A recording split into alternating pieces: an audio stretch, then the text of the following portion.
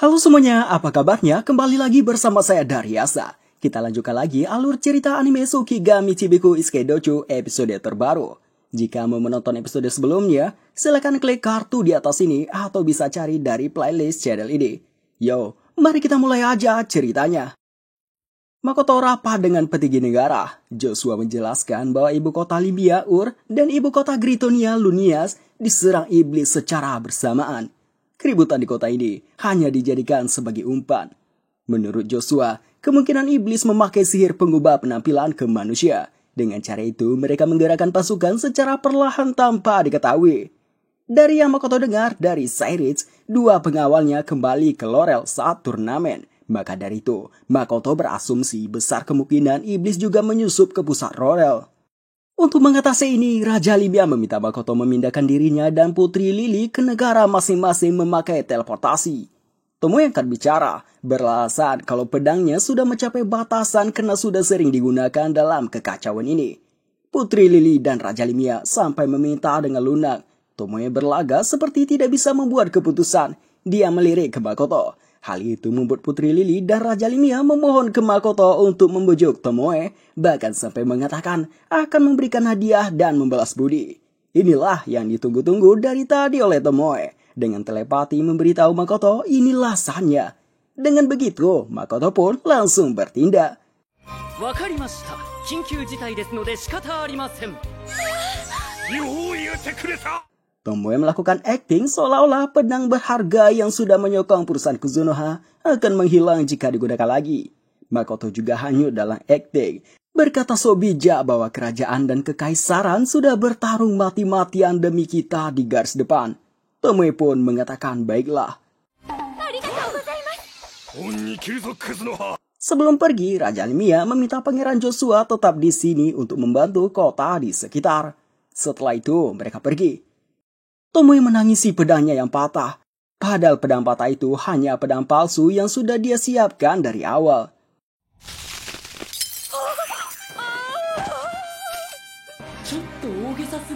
Karena manusia gampang dimanipulasi ini, sampai dibodohi iblis, membuat Tomoe menganggap manusia itu naif.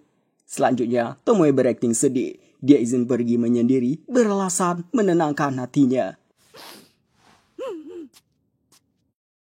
Makoto berjalan bersama Shiki. Shiki menjelaskan, jika manusia masih memandang rendah kekuatan iblis, manusia akan menerima pukulan telak. Selain itu, mereka hanya percaya bahwa kota ini hanya sebagai umpan dalam kekacauan ini, seakan tidak memahami situasi. Dalam anggapan Shiki, umpan sebenarnya yang dipikirkan Ronda justru kekaisaran Gritonia, dan tujuan iblis sebenarnya adalah kerajaan Limia untuk membunuh pahlawan, sang harta berharga kerajaan. Ada perbedaan dari kedua pahlawan. Pahlawan Gritonia memakai pesona untuk mengikat lawan, menjadikannya sebagai boneka yang bergerak sesuai dengan keinginannya. Sedangkan pahlawan Limia, karismanya dan aura kepemimpinannya dapat menarik orang, bisa menciptakan pengikut dengan tekad dan kemauan keras. Karena itu, pahlawan Limia lebih diwaspadai oleh iblis. Meski Makoto tidak berhutang budi pada pahlawan, tapi Makoto tetap ingin menyelamatkan mereka. Alasannya, karena sama-sama orang yang dipanggil dari dunia yang sama. Namun masalahnya, tidak dapat langsung ke sana lewat teleportasi, karena sandiwara yang dibuat Tomoe. Shiki menyarankan mengirim pasukan dari Asora diam-diam. Jelas Makoto menolaknya. Makoto tidak menginginkan itu. Baginya itu seperti meminta mereka bertarung, sedangkan dirinya sendiri tidak pergi bertarung. Sementara itu, Rosaini berdiri di tempat tertinggi kota Rosgar. Ruth menganggap telepati yang dipulihkan Makoto benar-benar keajaiban yang tidak disangka. Dengan ini, Makoto menunjukkan kekuatan perusahaan Kuzunoha kepada negara besar dan mendapat kepercayaan serta kesan baik dari hasil itu. Selagi memikirkan Makoto itu, tiba-tiba terlihat cahaya Dewi dari langit. Ruth pun tidak menduga seharusnya Dewi tidak bisa bergerak sekarang.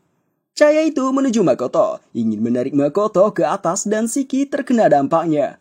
Makoto mencoba menahan dengan membuat rantai yang dia tancap di tanah. Selagi Makoto menahannya, Shiki memberitahu Makoto jika manusia melihat cahaya ini, mereka akan sadar ini kekuatan Dewi. Dan melihat Makoto yang sedang melawannya akan jadi gawat. Akan membuat usaha yang dilakukan beberapa hari ini di kota ini akan jadi sia-sia. Selain itu dinyatakan sebagai musuh Dewi oleh gereja akan sangat tidak menguntungkan. Akhirnya, Makoto memilih mengalah.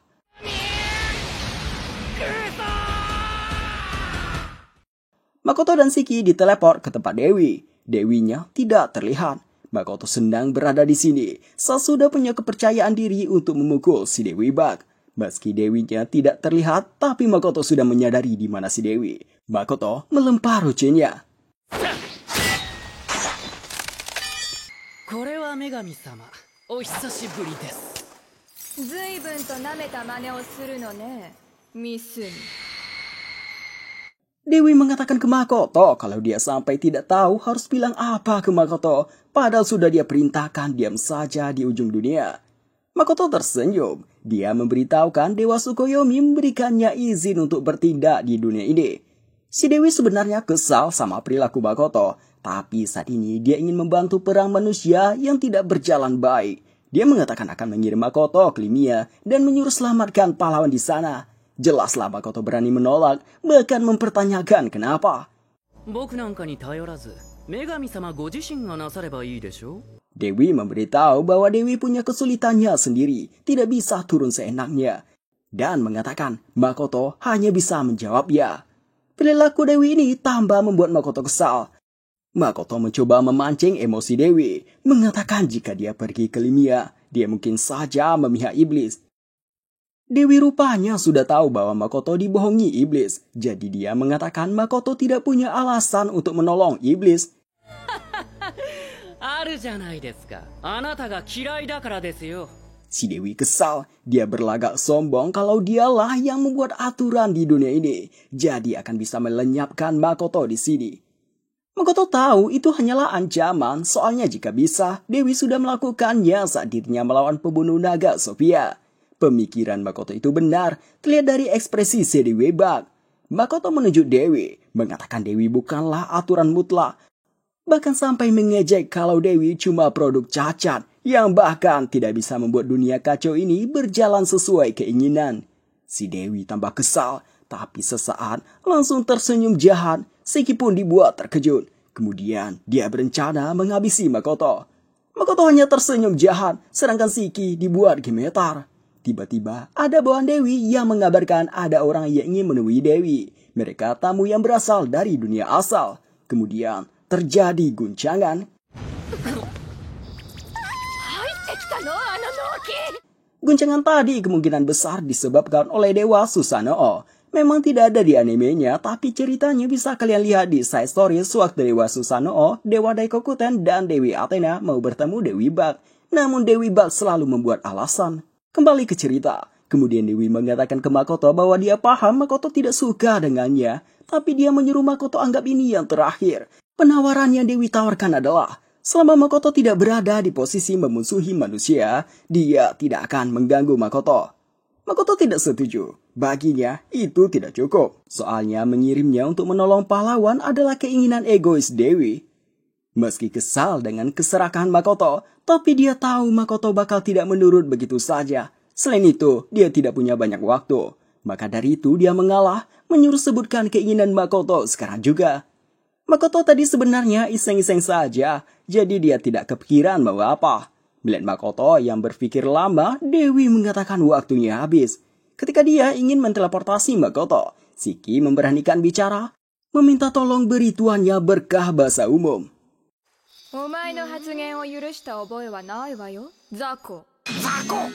Meski itu karena kutukannya, tapi si Dewi malah mengejek Makoto yang tidak bisa bahasa umum dengan mengatakan Makoto lebih bodoh daripada demi-human. Makoto pun langsung membalas ejekan itu. Dewi memang kesal mendengar kata-kata Makoto, tapi ya bagaimana lagi, dia juga buru-buru. Dia pun memutuskan memberikannya pada Makoto.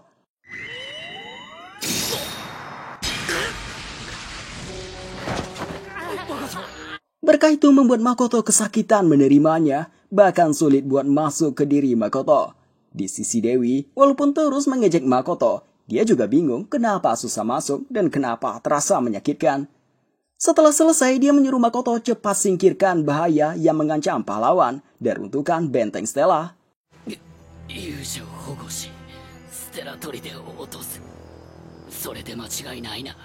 Si Dewi memperingati Makoto akibat jika melanggar perjanjian dengan dewa. Setelah itu, dia menjatuhkan Makoto sekali lagi.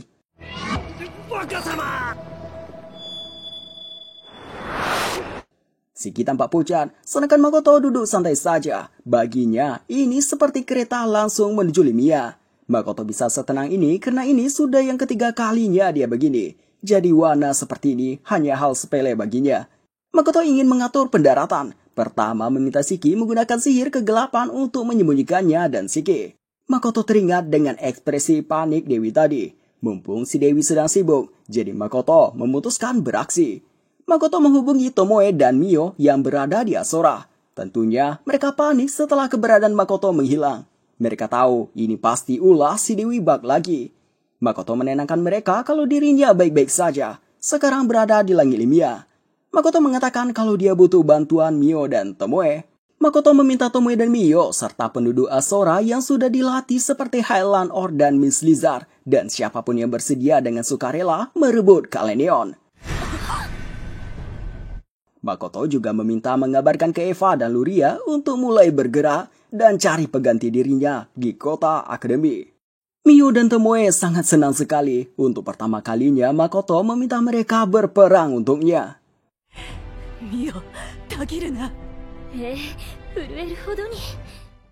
Setelah itu Tomoe memberikan pidato di hadapan penduduk Asora yang mau berperang. Sudah dengan pakaian lengkap. Pidato mengenai permintaan Makoto untuk merebut Kalenion dari pihak iblis. Tomoe menyuruh nantinya jangan berbalas kasih. Kerahkan seluruh kemampuan. Tunjukkan hasil latihan selama di Asora. Tomoe memindahkan seluruh ke pegunungan Kalenion dekat benteng Kalenion.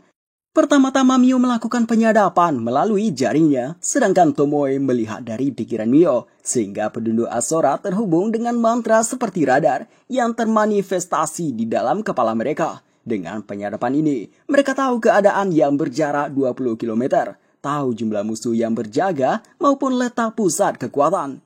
Mio tidak tahan menunggu, dia langsung pergi ke dalam benteng. Tomoe memutuskan menjaga gerbang Asora. Setelah mereka berdua pergi, Emma mengambil alih kepemimpinannya. Diketahui jumlah musuh sekitar 2.000-an, sedangkan pasukan Asora hanya ratusan.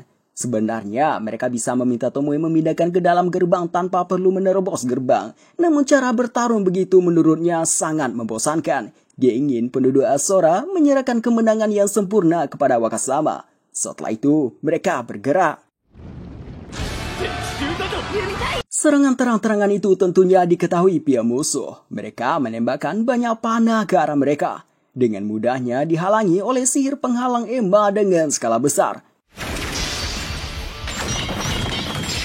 Kemudian Emma memerintahkan Agares bergerak, memberikan buff pada Agares.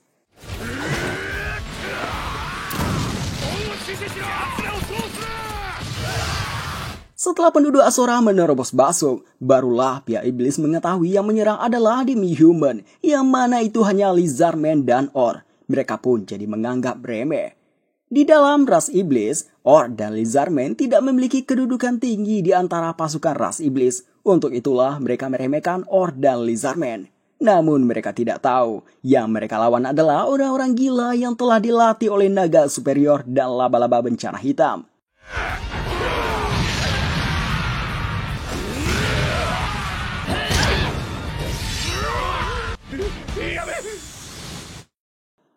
Berpindah ke kota kabut, di mana Akina dan Haruna menyambut kedatangan Eva dan Luria.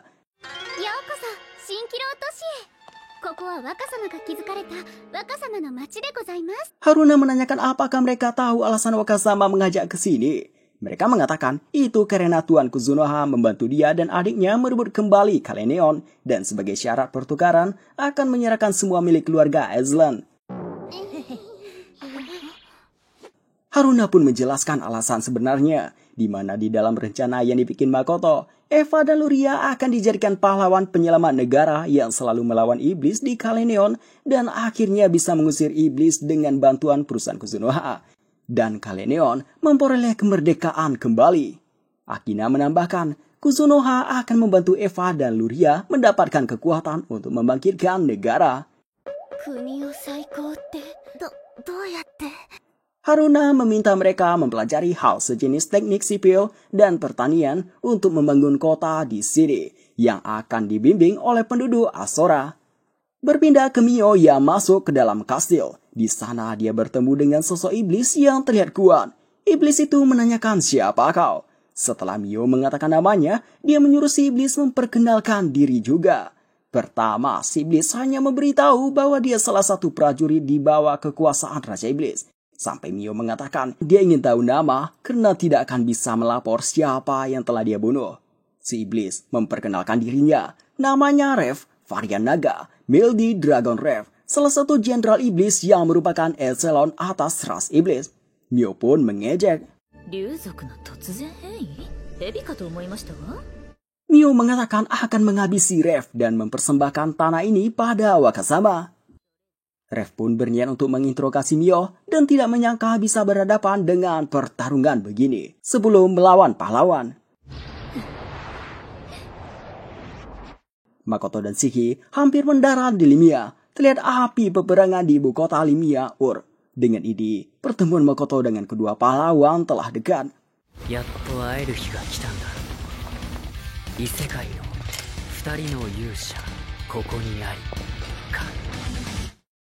Peperangan pertama penduduk Asora di Kalenion berjalan mudah.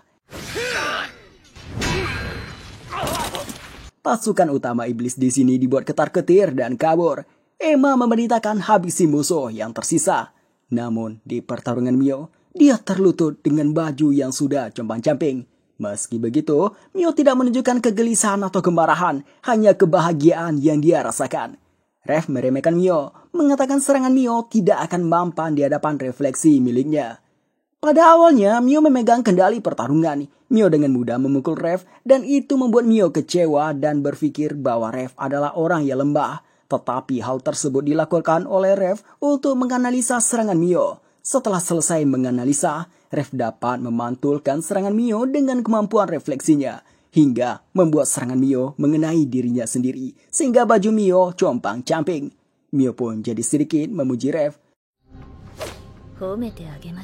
Meski begitu, Mio tetap menggunakan serangan yang sama, revolver dan welter, lalu tebasan yang bisa membelah besi. Karena dia sudah memutuskan hanya menggunakan itu saja, dia terinspirasi dari ingatan Makoto.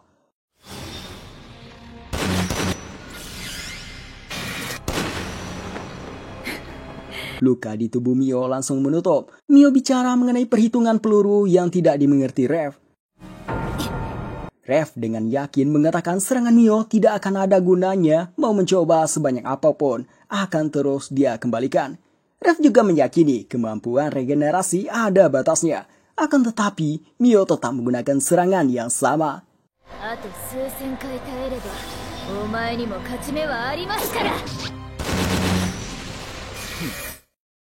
Di tempat lain, di bukit yang tidak jauh dari sana, ada Tomoe. Dia tersenyum melihat Mio yang bersenang-senang. Dan dia tahu kalau Mio mau mencoba menguasai teknik refleksi milik Rev. Maka dari itu, Tomoe cemburu karena yang dia lawan hanya kroco-kroco saja. Karena sudah dipastikan kemenangan buat Makoto dan saat ini lagi tidak ada kerjaan. Tomoe membuat pembatas Kalenion dengan tebasan pedangnya.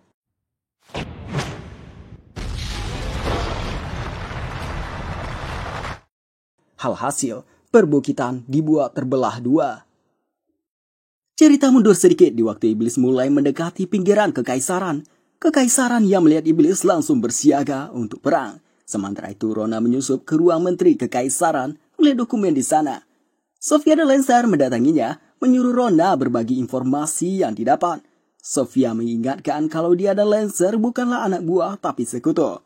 Rona pun memberitahu informasi yang dia dapat mengenai Iwashi Tomoki. Dia pahlawan yang mengubah cara bertarung saat siang dan malam. Saat bulan purnama, dia mendapat kekuatan pemulihan di malam hari. Lancer kemudian memberitahu bahwa Putri Lily telah kembali, sudah mulai memberikan arahan pada pasukan kekaisaran. Rona pun bingung bagaimana caranya Putri Lily kembali. Terlepas dari itu, Rona mengajak bersiap-siap kembali ke benteng Sela. Sofia menyuruh duluan, dia mau main sama pahlawan dulu.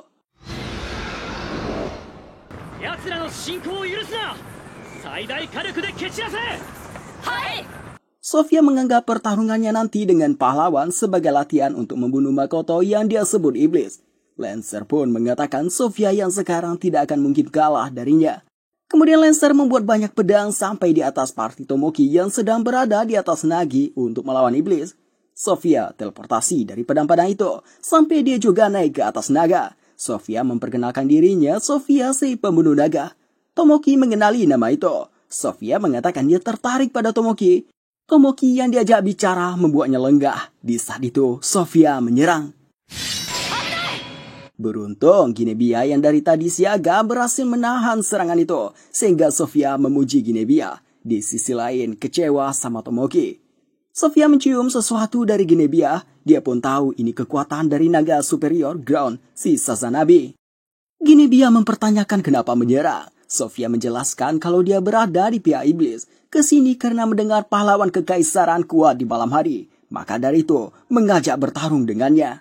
Tomoki mencoba menggunakan mata pesonanya tapi tidak bekerja pada Sofia. Sofia memberikan tawaran menyuruh Tomoki bertarung dengannya menggunakan tombak itu. Jika Tomoki menang, dia akan menjadi milik Tomoki. Tomoki berlagak sombong, mengatakan dia akan ngasih paham Sofia bahwa pertarungan tidak ditentukan dengan level saja. Sofia menebas sayap Nagi, setelah itu mengatakan akan menunggu di bawah.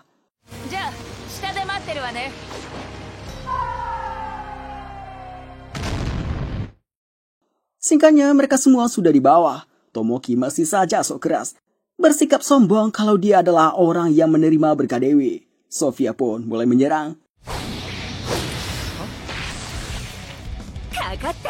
Boneka lumpur itu rupanya hanya klon perangkap buatan Yukinatsu. Sofia pun sekarang terjebak dalam lumpur yang bisa mengeras itu. Yukinatsu mengatakan sulit lepas dari lumpur keras itu. Selagi Sofia terjebak, Tomoki memerintahkan Ginebia membuat pertahanan dan Mora ikut menyerang. Lalu dia memanggil 4 jenis senjata yang dimilikinya sekaligus. Senjata itu adalah belati gladius, tombak Artemis, rapier pedang tipis, dan senapan tangan.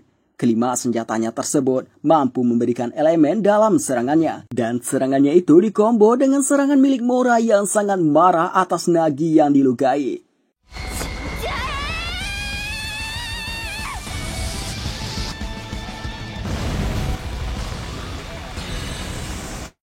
Tomoki sudah pede serangan itu akan melukai Sofia dan mengatakan akan membiarkan Sofia jadi wanitanya jika masih hidup.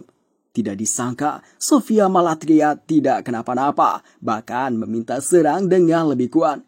Tentunya ini membuat Tomoki dan partinya sangat terkejut, soalnya serangan tadi jika dilepaskan ke pasukan, mampu membunuh setidaknya 100 lebih pasukan. Sofia mengejek kekuatan mereka tidak cukup kuat, tidak akan bisa membuat danau. Sofia mengatakan akan menggunakan 5% kekuatannya, jika Tomoki mampu bertahan, dia akan meningkatkan sedikit kekuatannya. Tomoki yang kesal tanpa pikir panjang menyerang. Di sisi lain, Lancer menghabisi pasukan kekaisaran seorang diri. Lancer awalnya tidak kecil begini. Dia yang seorang naga superior tentunya memiliki kekuatan besar. Namun karena pernah kalah dari Sofia, ditambah menderita luka dalam pertempuran melawan Makoto yang dianggap iblis, jadi kekuatannya berkurang. Kini, telah setengah tahun semenjak itu, dia sudah beransur-ansur memulihkan kekuatannya dan kini puncaknya.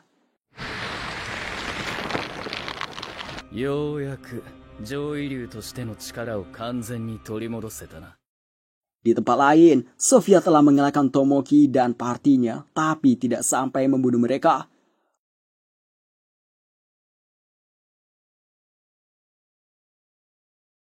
Sofia yang tidak puas menyuruh Tomoki berdiri lagi dan menghajarnya lagi.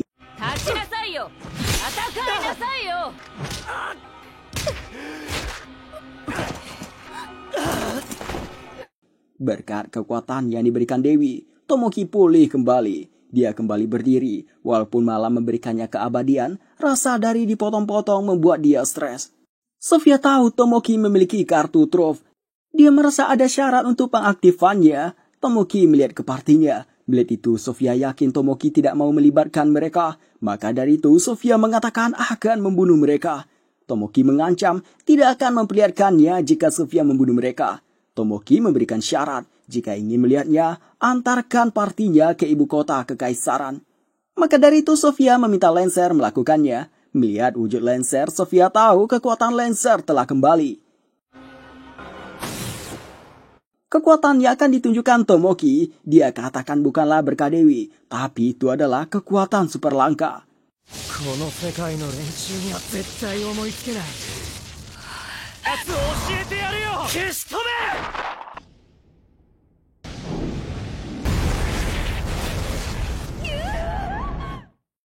Serangan itu menciptakan kawah raksasa, tapi belum cukup buat mengalahkan Sofia.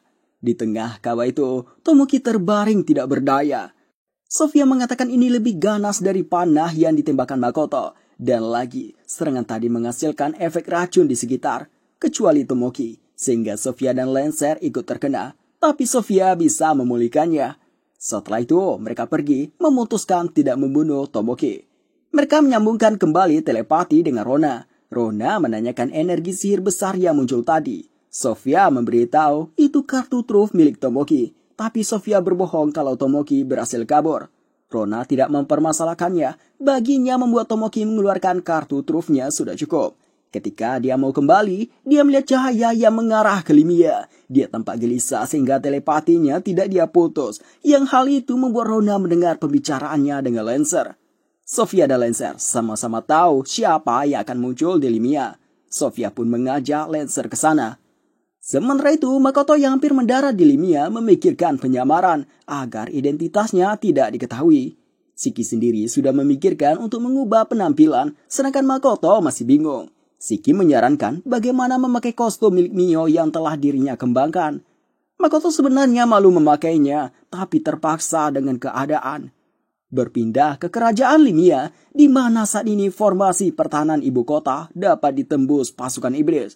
Inilah kenapa Hibiki sebelumnya meminta pindahkan ibu kota ke dekat wilayah Hopeless, tapi bangsawan malah menentangnya. Hibiki dan partinya yakin kalau Ilumgan sudah menjadi penerus, dia akan menyetujuinya. Hibiki pun hanya bisa berharap Ilumgan baik-baik saja. Di situasi ini, Woody menyarankan mundur dari sini, menarik kembali pasukan di Benteng Stella, dan membuat strategi merebut kembali ibu kota kerajaan. Chia tidak bisa pergi begitu saja. Dia menanyakan apa yang akan terjadi dengan orang-orang di ibu kota kalau kita kabur. Mendengar itu, Hibiki dan yang lain terdiam sesaat.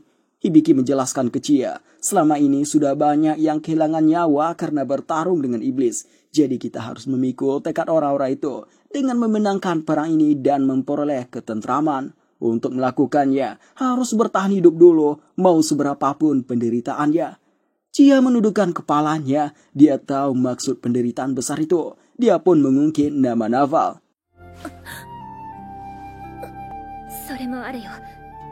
Kemudian muncul seorang petualang. Dia pemimpin kelompok petualang yang didatangkan dari Shige yang bernama Shiri.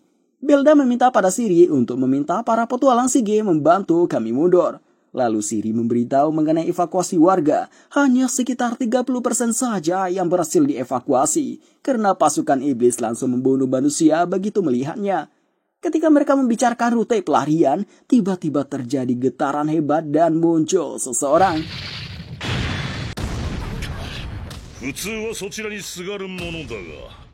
Yang muncul itu adalah Io, sang jenderal Raja Iblis. Melihat itu Io, Hibiki langsung melepas mentelnya. Terlihat pakaian cabulnya. Pakaian itu adalah kostum penguat yang melilitkan hewan pelindungnya ke tubuhnya. Rupanya Io dari tadi menunggu di rute yang akan menjadi tempat kabur Hibiki dan yang lain. Tapi karena bosan menunggu, dia akhirnya muncul. Woody menanyakan apa yang terjadi dengan prajurit kami yang menjaga rute pelarian. Io menjawab seolah-olah membunuh mereka. Hibiki pun langsung marah. Parti Hibiki langsung menenangkan Hibiki. Belda mengajak Hibiki cari rute kabur lain. Io tidak mengizinkannya. Tujuannya hanya membunuh Hibiki. Jadi dia mengancam akan membunuh semua warga ibu kota kerajaan jika Hibiki kabur. Karena tidak ada pilihan, Hibiki terpaksa bertarung dengan Io.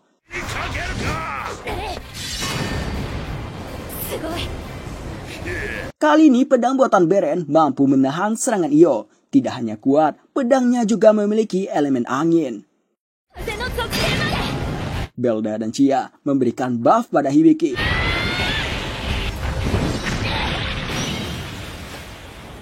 Tidak disangka sarung tangan Io juga memiliki elemen serangan Hibiki dapat dia pantulkan. Dengan tidak adanya pertahanan, Hibiki dijadikan samsa tinju.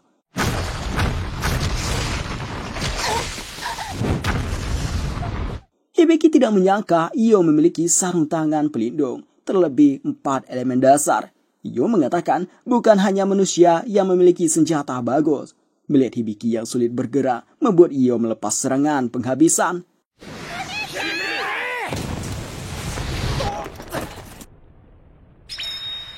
Yang menolong itu adalah Makoto yang memakai kostum pahlawan Bikinin Mio yang disempurnakan oleh Shiki. Meski wajahnya tidak terlihat, tetapi saja Makoto merasa malu.